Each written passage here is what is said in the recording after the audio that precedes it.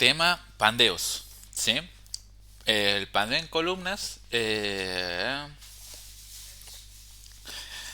Bueno, aquí básicamente lo que les quería poner que hoy en día es posible encontrarnos con diseños de columnas esbeltas, ¿sí? Y con proyectos que desafían la historia de estructura. Aquí les pongo algunos imágenes, ¿sí? Y donde el análisis de pandeo en las columnas comienza a ser un aspecto importante del cálculo estructural.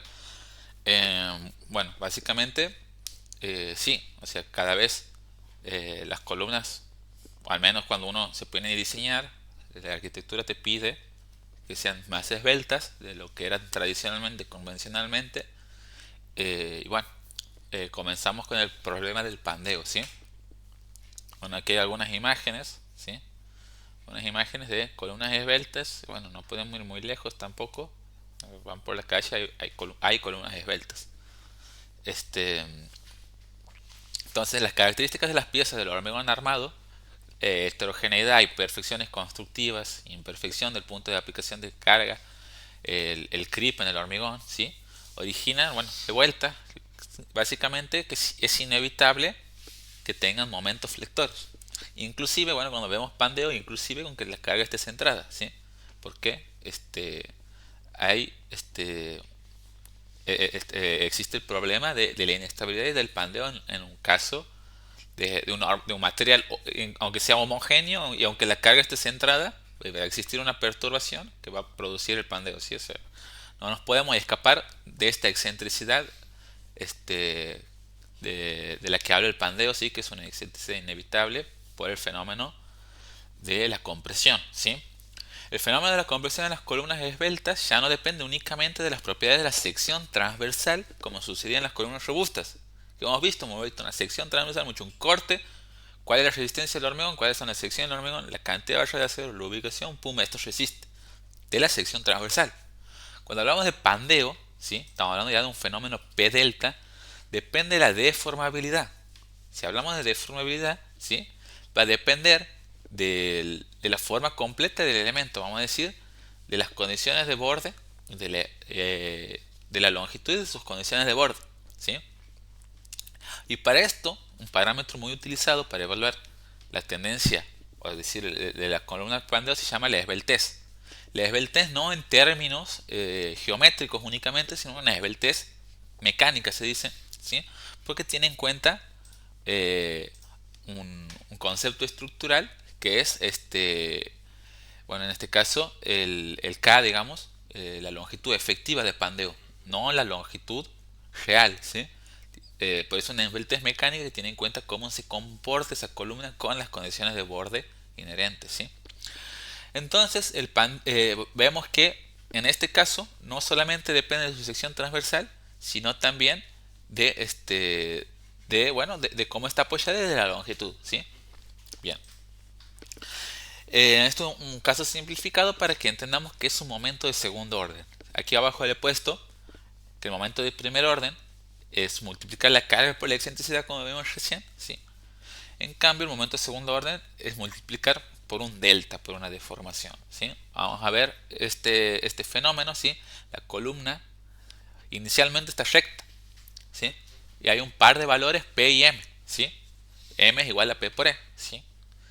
Entonces, el momento de primer orden es P por E, ¿sí? P por E, en este caso sería constante a lo largo de la columna. Es una columna que está doblemente empotrada, digamos. Aquí no hacemos, sí, o sea, debería transmitir hacia abajo y hacia arriba. Esto es una columna de simple curvatura, si te puedo decir, tiene un momento constante, no es algo. Entonces podría ser una columna empotrada abajo, por ejemplo, y con una carga excéntrica aquí, una ménsula. Entonces ese momento P por S se lleva hacia abajo, pero bueno, más allá de eso, teóricamente es una columna que tiene un momento constante y un P constante, ¿sí? El caso más simple, eso es lo que es, ¿sí? Desde arriba hasta abajo, ¿sí? Entonces, el momento vale P por E en toda su longitud y la carga vale P en toda su longitud, ¿sí? En toda la longitud de la columna. Entonces, ¿qué es lo que pasa? Bueno, en esta condición ideal aparte, la deformación aquí es cero, la deformación aquí es cero, solamente se deforma, ¿sí? En, por bueno, se deforma a lo largo de su altura, ¿sí? Y bueno, y esto lo podemos calcular con lo que sabemos de resistencia de materiales, fenómenos de primer orden, ¿sí? Hay un momento constante, la curvatura de cm sobre v por i, que sé yo, las condiciones de borde, bueno, sacan cuánto es la flecha, ¿sí? Sacan cuánto es la flecha, se puede calcular delta, ¿sí? ¿Qué es lo que pasa? ¿Qué es el fenómeno de segundo orden? ¿Sí? Si ustedes ahora consideran la estructura deformada, en su posición deformada, esta carga P ya no tiene, este, ya, está asociada en el centro, no a un momento P por E. En el centro está asociado a un momento P por E más delta. ¿Sí? Ese es el momento de segundo orden, es decir, P por delta es un momento de segundo orden, P por E es un momento de primer orden. ¿Sí? Eso es lo que hablamos cuando hablamos de segundo orden. Básicamente hablar de segundo orden es tener en cuenta la posición de la estructura deformada. ¿Sí? No sin deformar, como es en un caso de primer orden lineal, es más habitual el que nos enseñan en la facultad siempre. ¿Sí? Entonces, el momento asociado en las columnas, en el momento de segundo orden, es este, ¿sí? Y ese momento es el que puede causar, el que estamos hablando es un enfoque para analizar el pandeo, ¿sí? Hay un enfoque de inestabilidad del equilibrio y otro enfoque, que al menos yo me acuerdo que no nos enseñó mucho, es este, es del momento de segundo orden, ¿sí? No sé si están familiarizados con ese concepto, ¿no? ¿Sí? Sí, pero eso lo veo más en metálica, ¿no? En metálica no, lo han dado, pero es en todas las estructuras, ¿sí? Es en general. Entonces, ¿qué es lo que pasa en el diagrama de interacción? ¿Sí? Fíjense, si tenemos un momento de primer orden, P por E, imagínense que está aquí, ¿sí? Eh, y ese momento lo hemos calculado considerando este, este punto, o sea, P y M, hemos hecho considerando simplemente el comportamiento lineal elástico de primer orden, ¿sí? Las deformaciones, o sea, las deformaciones son uno de los momentos de segundo orden que pueden hacer que incremente el momento, ¿sí? Y por lo tanto se llega a la rotura, ¿sí? Ese es un enfoque de pandeo considerando el fenómeno de segundo orden, ¿sí? Considerando como un fenómeno de segundo orden, ¿sí? Bueno, ¿cuándo se puede hacer esto? Cuando estamos hablando de columnas, no sé si cortas, ¿sí? O, bueno, vamos a llamarle columnas cortas, ¿sí? Pero ocurre la rotura de la sección o falla material, que es lo que hemos visto hace rato, ¿sí? En el tal caso, la curva PUMU intersectaría, bueno, básicamente, rotura material estamos hablando del diagrama de interacción con esbeltez nula, que es lo que hemos visto hace rato. O sea, no hemos introducido el parámetro de esbeltez en el otro, en el diagrama de interacción, ¿sí? El enfoque que les quiero enseñar hoy de pandeo es considerar la resistencia seccional con esbeltez nula, pero el punto que insertan, ¿sí? El punto que insertan ya es considerando el pandeo, es decir, considerando el fenómeno, el momento de segundo orden, ¿sí? Entonces, si ustedes insertan momentos de segundo orden en un diagrama de interacción de esbeltez nula, es un criterio aceptado por el reglamento para calcular el pandeo, ¿sí? Bien. Pero después hay otro tipo de fallas que es las columnas esbeltas, ¿sí? O muy esbeltas, vamos a llamarlas, eso sería más correcto, muy esbeltas, que es el fallo de estabilidad, ¿sí? Que para un par de valores PU, MU interiores al diagrama, ¿sí? De la pieza, al incrementarse las flechas tal cual se observó, ¿sí? O sea, incrementa P, E más delta, o sea, el momento de segundo orden incrementa más rápido que el momento interior este, que admite la pieza, vamos a decirlo. Es un poco teórico, sí, pero ocurre una falla de estabilidad y no tanto una falla material, ¿sí? Para estas columnas esbeltas, de esbeltez mayor a 100, eh, hay que hacer cálculos bastante más complejos el, para hacer su análisis al pandeo, ¿sí? Así que bueno, básicamente, eh, muchas normativas, ¿sí? En realidad hay muchos estudios de cómo afecta la esbeltez mecánica a los diagramas de interacción. Y si se fijan, ¿sí? Para esbelteces pequeñas, ¿sí? Esta es la esbeltez nula, que es la que hemos visto nosotros. Una esbeltez 30, una esbeltez 60, ¿sí? Esto sería o sea, considerando los puntos interiores, vamos a decir, ¿cómo se utiliza estos diagramas? No se hace un cálculo de segundo orden, se hacen cálculos de primer orden, ¿sí? Se ingresa el diagrama con la esbeltez nada más, no sé si me van a entender, ¿sí? Claro, aquí afectan al diagrama y no a los puntos que ingresan de PM, ¿sí? Bueno, entonces, en este caso vos haces un análisis estructural, elástico lineal de primer orden e ingresas al diagrama. Esa es una forma también. Hay muchas formas de calcular, pero es una forma. Pero bueno, eh, fíjense cómo a partir, después de la esbelte 100, pasan de la 100 a la 130, fíjense cómo se reduce sobre todo la resistencia a compresión, ¿sí? La resistencia a compresión. No. Estos puntos interiores, aquí por ejemplo, son los valores admitidos de PM para esta esbeltez de 130. ¿Sí? Si la esbeltez era 0, imagínate, era lo mismo que hemos visto aquí. Pero si la esbeltez es 130, son estos puntos. Pero estos puntos de primer orden. ¿Sí? De primer orden. Eh, Nada, fíjense que hasta 100 no se aleja tanto de P, digamos, de la carga de arriba, ¿sí? Bueno, eh, bueno, los códigos ASIC 318, que este es el equivalente al CIRSOC 201, y estas, bueno, son normativas europeas, permiten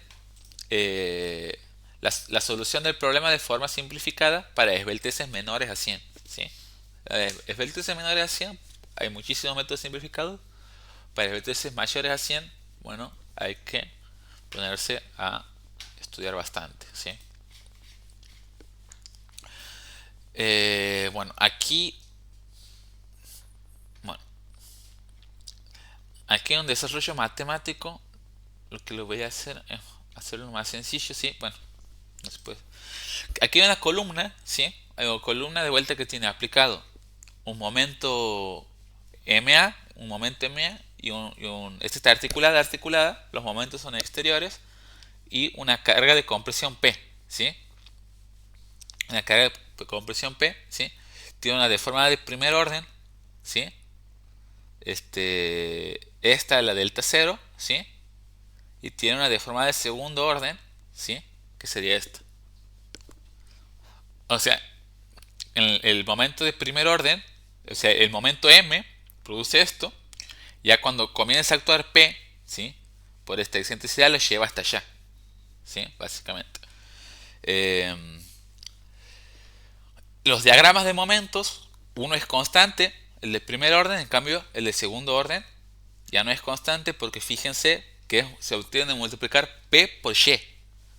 Y, o sea, aquí es 0, ¿sí? Y sería la distancia que hay entre la posición sin deformar, ¿sí? Y la posición deformada, en realidad entre la línea de acción de P y la posición deformada de la columna. ¿Se entiende? ¿Sí? Entonces eso sería P por Y.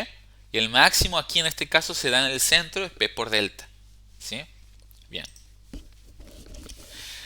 Entonces el momento flector de segundo orden vale esto, ¿sí? Y la deformación en el centro de la luz, ¿sí? La deformación máxima se la puede estimar, hay una demostración matemática, ¿sí? Que se llega hasta aquí, que es como la deformación de primer orden dividido 1, esto es un cociente 1 menos P sobre P crítico, ¿sí? A todo esto, esta demostración yo le estoy por hacer ver un método simplificado. ¿Para qué el método simplificado? Porque también se utiliza mucho en el cálculo estructural este método simplificado para que sepamos que existe, ¿sí? No lo vamos a usar en el curso, pero para que sepamos que existe. Entonces esta es la de primer orden. Si usted hace por eso tiene, para que aprendan a diferenciar cuándo es de primer orden y cuándo es de segundo orden. Si ustedes hacen un análisis de primer orden, después la deformada de segundo orden se la puede estimar de esta manera.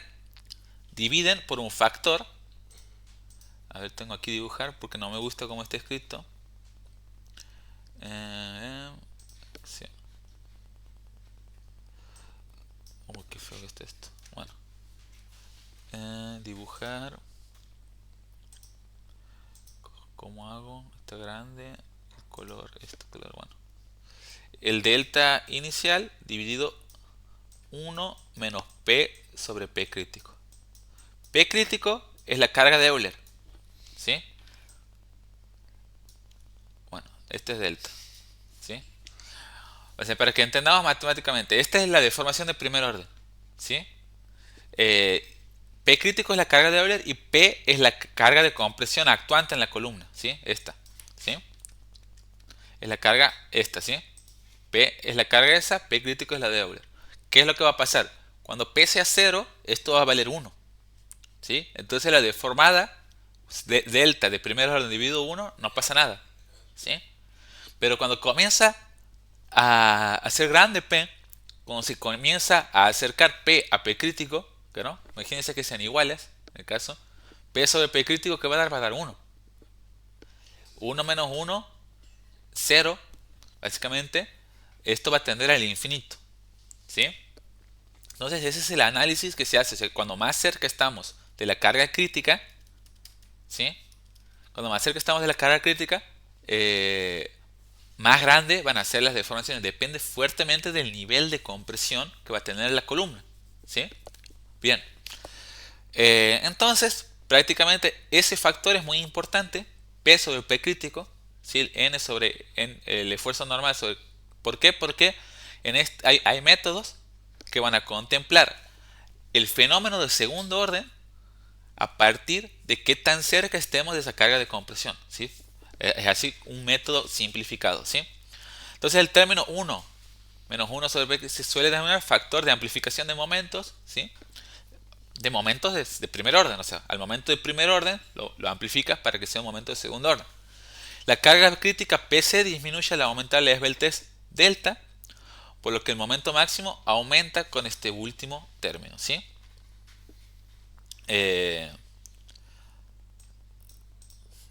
No sé si se entiende eso.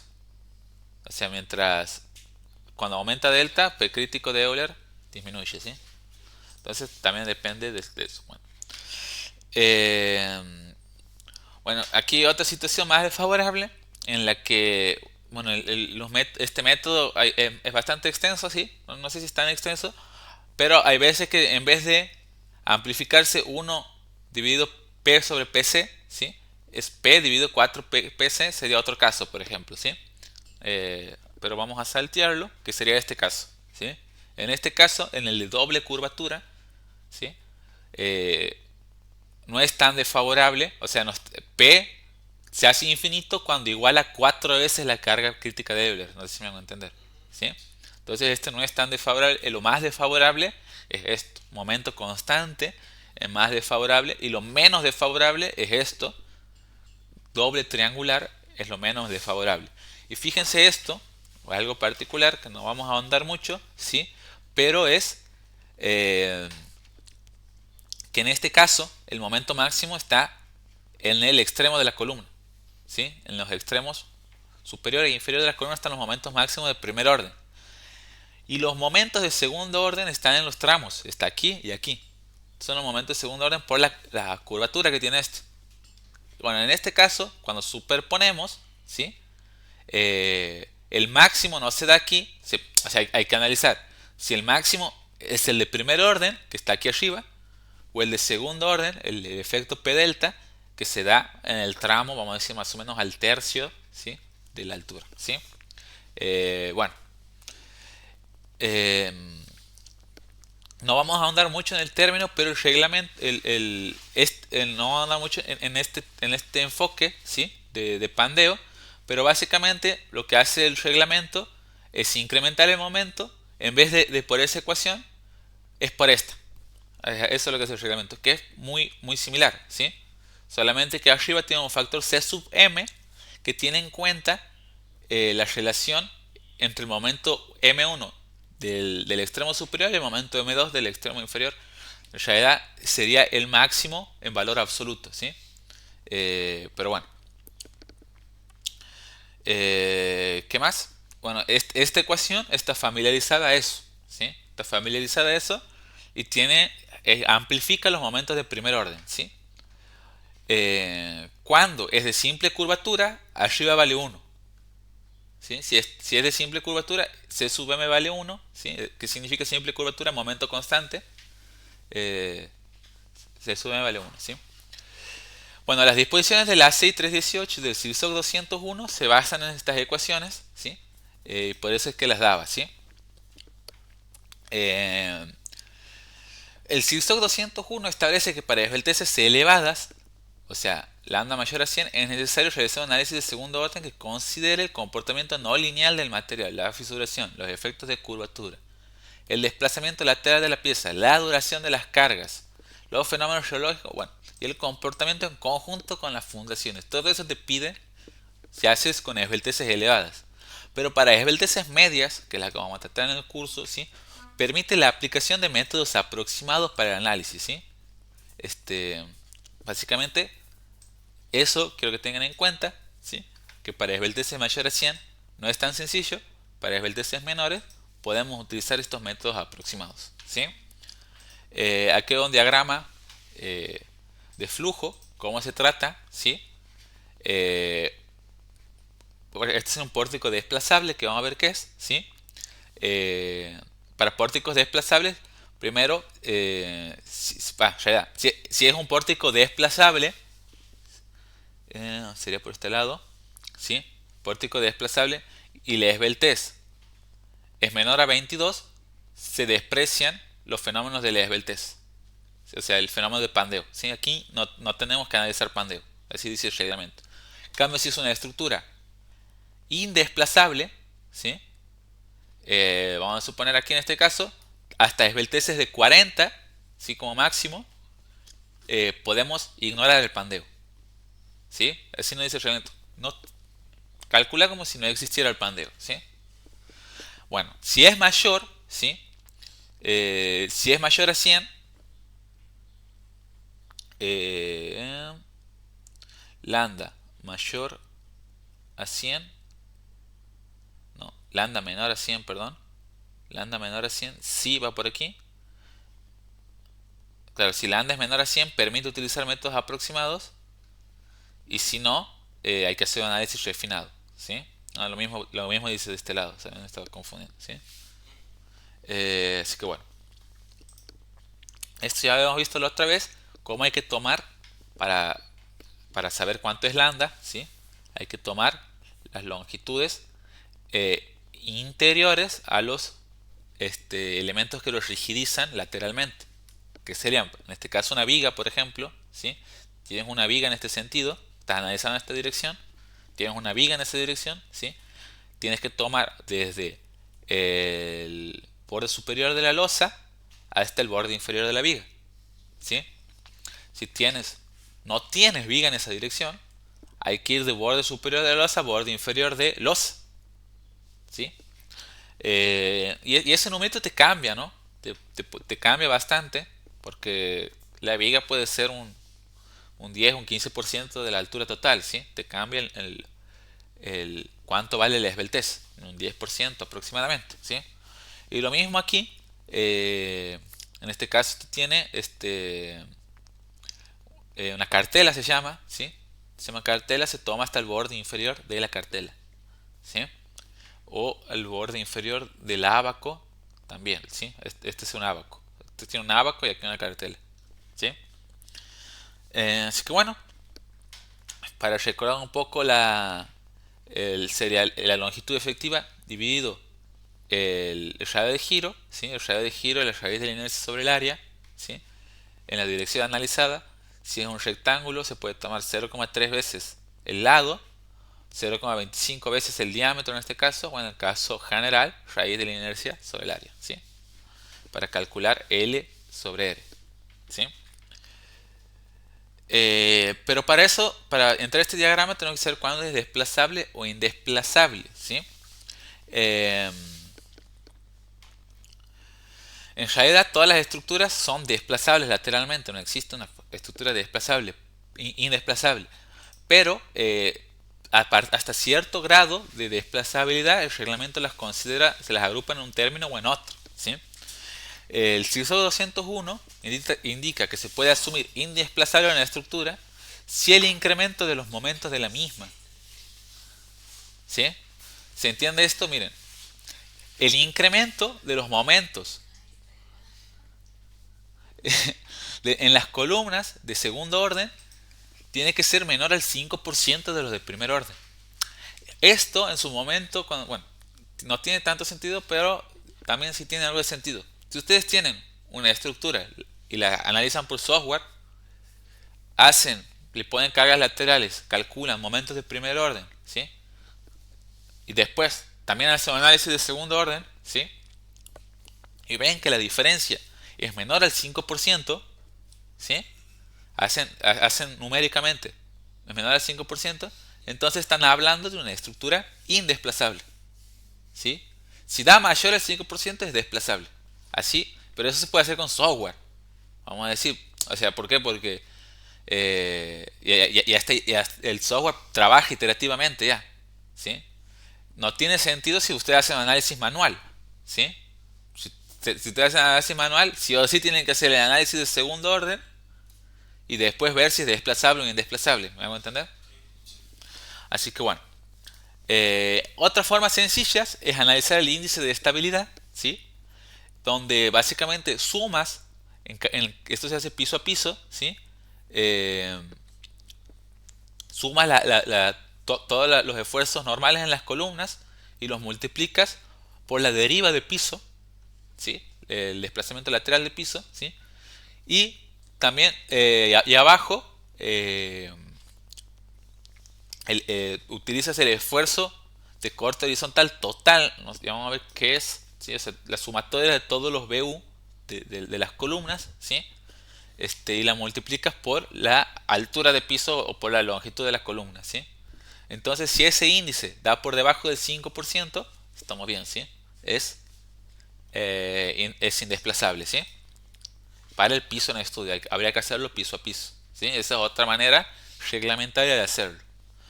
Y después, bueno, hay otras expresiones más simplificadas que está bueno tenerlas en cuenta, ¿sí?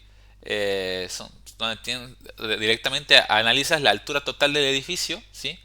La altura total del edificio y con el número de pisos, este sería la sumatoria de reacciones verticales, ¿sí? De toda la estructura puedes determinar si es indesplazable o no, ¿sí? Pero son también más simplificados. Entonces, la intención solamente del pandeo es que sepamos cómo analizarlo. O sea, sepamos el criterio, sepamos dónde está, porque por ahí, ¿qué es lo que pasa? Bueno, ya le voy a decir qué es lo que pasa, sí, pero les voy a dar un enfoque que es bastante sencillo de hacer, ¿sí? ¿Qué es lo que dice aquí el CIRSOC en el capítulo 10.10? ¿Sí? Que el diseño de elementos comprimidos, ¿sí? Se debe realizar en base a fuerzas y momentos mayorados obtenidos a partir de un análisis de segundo orden. Eso dice, ¿sí? Entonces, diseñan columnas, tienen que hacer un análisis de segundo orden, ¿sí? Básicamente eso. Eh, bueno, y un poquito más, dice, ¿sí? Bueno, aquí, de vuelta, ¿qué sería el efecto de segundo orden? Este sería una columna ménsula, sería el momento de primer orden, el momento de segundo orden, ¿sí? Y así es como deberían hacer el análisis contemplando el efecto P delta, ¿sí? Pero como alternativa a un procedimiento de segundo orden, se permite realizar el cálculo de los elementos comprimidos, ¿sí? Obtenidos a partir de los análisis descritos en el capítulo 10.11. Bueno, ¿qué es ese capítulo? Ese capítulo básicamente habla de la mayoración de momentos, de un método simplificado. Eso es una alternativa que nos la detalla cómo a partir de un análisis de primer orden llegan a momentos de segundo orden amplificándolos, ¿sí? Eso es una alternativa simplificatoria, ¿sí? Bueno, ¿cómo se llega? Aquí más o menos hemos hablado un poco, que amplificándolo por un factor, ¿sí? Mayor que uno, ¿sí? Y bueno, no vamos a tener tiempo de verlo, pero es un método que se utiliza, ¿sí? Bueno, aquí hay un ejemplo que no lo vamos a ver, pero básicamente eh, hay que determinar la carga crítica de pandeo, hay que determinar C sub m y ahí determinar el factor de amplificación. ¿Sí? No es más que C sub m viene de la relación de M1 y M2. ¿Sí? Este es el momento mínimo. Bueno, tienen que determinar E por I para poder determinar la carga de pandeo de Euler. ¿No? E por I viene de Euler. ¿Sí? Si ustedes tienen E por I, aquí hay algunos métodos para determinar E por I. ¿Sí? Ya pueden determinar la carga crítica de pandeo que, a ver dónde la determina aquí. En este ejercicio, este está en el Euler. Aquí está. Pi al cuadrado E por I, K sobre L al cuadrado, obtienen la carga crítica de pandeo. ¿Sí? Entonces, ¿para qué es eso? Para determinar el factor de amplificación de pandeo. En este caso, fíjense, da del 8,9%. ¿Sí? Y obtienen el momento de segundo orden. Ese es el método simplificado. ¿Sí? Lo que nosotros vamos a hacer en el curso es obtenerlo eso a partir del software. ¿Sí? En el software, eh, a ver, vamos a abrirlo. Esto ya les había hecho ver, ¿sí? Pero vamos a volverlo a ver, ¿sí? Siempre tienen que estar conscientes de cómo lo calculan, ¿sí? De cómo calculan y cómo hacen el postproceso después. ¿Por qué? Muchos software tienen postproceso, estoy hablando de postproceso, estamos hablando de la verificación de las columnas, ¿sí? Verificación de las columnas del diagrama de interacción, ¿sí? Amplificando los momentos de primer orden, por defecto, ¿sí? Bueno, no es que está mal, está bien, pero para eso, el momento que vos le das al postproceso, o sea, que vos insertas a la planilla y que ese software lo va a amplificar, ustedes tienen que saber que su momento de primer orden. ¿Qué es lo que pasa? Muchas veces, bueno, no sé si muchas veces, hay veces que el, hay veces que ustedes configuran el software de análisis estructural, o sea, configuran el... Vamos a poner esto. No se encuentra. Configuran el software donde hacen análisis estructural para que haga, determine los momentos de segundo orden. ¿Sí? Ya lo están determinando aquí adentro. Configuran las rigideces, configuran bien el modelo y ya les da el momento de segundo orden. Y después utilizan otro software. Y ese software amplifica los momentos de segundo orden. No sé si me van a entender. Yo les digo esto porque, claro, muchas veces al no entender eso, no saben que están amplificando dos veces el momento, ¿sí? O sea, ya lo han amplificado en este ejemplo, por ejemplo, un 8% y lo vuelven a amplificar un 8%, ¿sí? Bueno, en todo caso, ese error es el lado de la seguridad, ¿sí? Pero es un error al fin. Conceptualmente está mal, ¿sí? Y nada, básicamente por eso es que les hago ver el otro método también, para que no lo vamos a usar. Nosotros, ¿qué es lo que hacemos? Este software particularmente esto, cuando van a casos de carga, ¿sí? Bueno, no sé cuál modelo abierto, ¿sí? Van a casos de carga, aquí al costado les dice parámetros de cálculo, ¿sí? Y aquí dice análisis geométricamente lineal, método de análisis, ¿sí? Si ustedes lo calculan así, después tienen que amplificar momentos, ¿sí? Si calculan así bien, este por defecto, cuando ustedes, si trabajan por defecto de la configuración, este está en análisis lineal. Ustedes pueden poner P delta también aquí y les calcula P delta, ¿sí? Bien. Pero por defecto, que esto está bueno, si usted hace una combinación de carga, bueno, aquí tengo este estado de carga, pero hago así, 1,4, ¿sí? Por defecto, y se fijan los parámetros de cálculo de esta combinación, que esto está aquí, ¿sí? Por defecto está en P delta, ¿sí? Y ustedes, ¿de dónde hacen de dónde calculan las combinaciones últimas? ¿Sí? Desde aquí siempre, ¿sí? Desde las combinaciones de carga, o sea, por defecto está bien. por defecto cuando multiplican 1,2 de D más 1,6 de D le está dando un análisis P delta. ¿Sí? Entonces, si ustedes lo hacen de esa manera y aparte configuran de esta manera, porque esto nos dice el CIRSOC de esta manera que nosotros lo hemos configurado así, las rigideces, ¿sí? Porque acuérdense que la deformación tiene que ver con la rigidez, ¿sí? Y si ustedes no configuran bien la rigidez, están haciendo mal análisis P delta, ¿sí? Entonces, ¿cómo es? Nosotros vamos a utilizar este método para analizar pandeo, ¿sí? No vamos a amplificar momentos, ¿sí? Entonces, ¿qué vamos a hacer? Vamos a sacar directamente los resultados del análisis de segundo orden del software y vamos a insertar eso a nuestra planilla como si a nuestra planilla con diagrama de interacción de esbeltez nula, ¿no? Siempre verificando que la esbeltez sea menor a 100 y que la estructura sea indesplazable también. Bueno, también puede ser desplazable, pero a lo que voy es que hay que tener en claro qué línea de diseño estamos siguiendo, ¿sí? Bueno, eso nada más de pandeo. Van a ser las dos. 40 minutos. Me pareció rápido. Sí, y